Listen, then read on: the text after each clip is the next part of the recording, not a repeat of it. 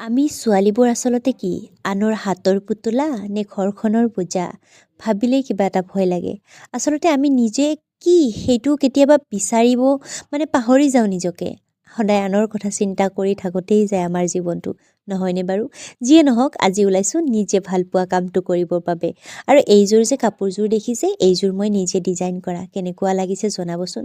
কেতিয়াবা মন বেয়া লাগিলে নিজে কৰি ভাল পোৱা কামটো কৰি ভাল লাগে। সেয়েহে মাজে মাজে এনেকুৱা কাপোৰ বনাওঁ, ভিডিঅ' বনাওঁ আৰু আপোনালোকেতো দেখিয়ে থাকে কি কৰি থাকোঁ।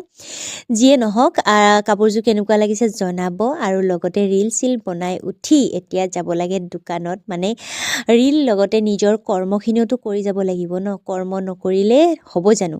যিয়ে নহওক কৰ্মই আমাৰ ধৰ্ম। দোকানত যিহেতুকে পাৰ্লাৰৰ কাম নাই সেয়েহে ভাবিলোঁ চিলাই কাম কেইটামান আছে তাকেই কৰি লওঁ। আৰু এনেদৰেই জীৱনটো চলাই গৈ আছোঁ আৰু আগলৈকে চলাই যাম বুলি ভাবিছোঁ। গতিকে আজিলৈ ইমানেই, বাই বাই।